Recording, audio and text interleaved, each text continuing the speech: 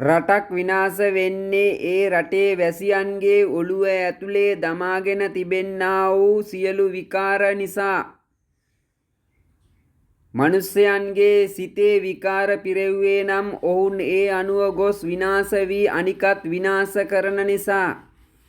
උඹලාගේ ඉන්දියාවෙන් ඔළුවේ දැමුවා වූ සියලු මුදුකාංග වලින් උඹලා ක්‍රියා කරන්නේ යක්ෂයන්ගේ ප්‍රේතයන්ගේ මලපෙරේතයන්ගේ සියලු අශුද්ධ ආත්ම ඇත්තා වූ සර්පයන්ගේ නාග ලෝකයේ ක්‍රියා තුල ඇත්තා වූ මාර්ග තුල ක්‍රියා නිසා.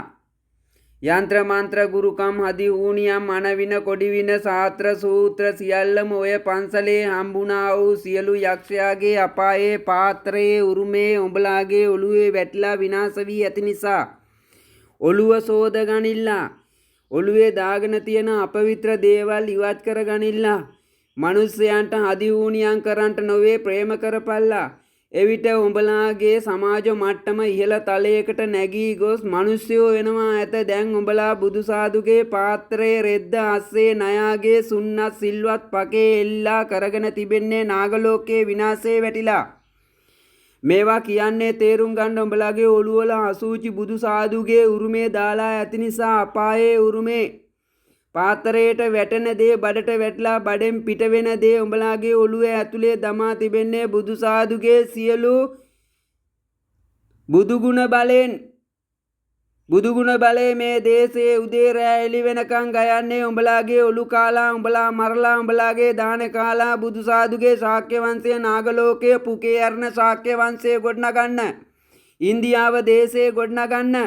පුරුෂයෝ එකට ලගින තැන් හදන්න. ස්ත්‍රී ලගින තැන් හදන්න. යක්ෂයාගේ වාසස්ථානයේ විමානයේ දේශේ ජාතීන් අතරේ ගොඩනගන්න. මේවා කියන්නේ තේරුම් ගන්න. තොපි තේරුම් ගනියව නැත්තම් තොපි ජාතියක් හැටියට විනාශ වෙනවා. තොපිට ඔළුවක් තියෙන ජාතියක් නෙමේ. ඔළුව ගූ ගොඩේ දාගෙන බඩේ දාගෙන බඩෙන් පිට වෙන දේ දාගෙන ඉන්න තැන දිව දාගෙන ඉන්නවුන්. තොපේ දරුවෝ ඔක්කොම පන්සලට ගිහිල්ලා කරන්නේ ගුද මාර්ගයේ නිවන් මඟ. ඉන්දියාවේ සිල්වත් ලිංගයේ ගුදේ ඔබාගෙන අපායේ වැටිලා ඉන්නේ. තොපේ දරුවෝ බේරගනියව නැත්නම් තොපි ජාතියක් හැටියට විනාශ වෙනවා.